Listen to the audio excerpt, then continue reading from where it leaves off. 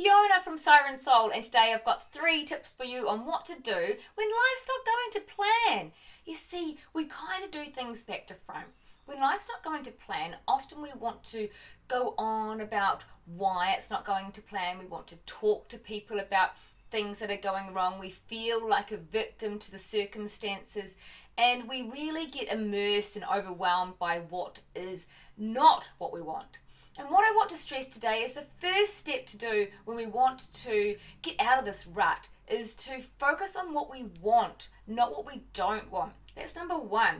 Now, easier said than done, I know, and therefore what I'm suggesting here is also, depending how big or small this thing is that's not going to plan, it's very important to break the energetic cycle. And what I mean by this is to get out of the immersement of it, to really physically take yourself out of the location.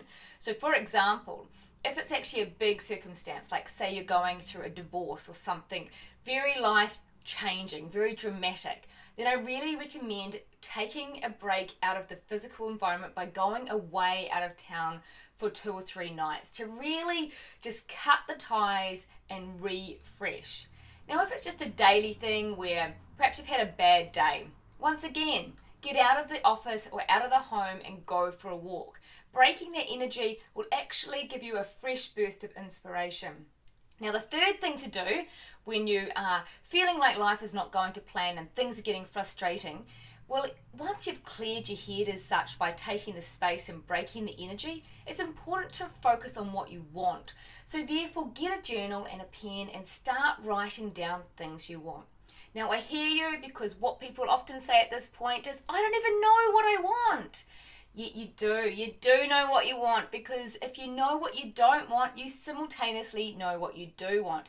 And what I want you to do here is turn everything that's going bad around and then write down the opposite of what's happening.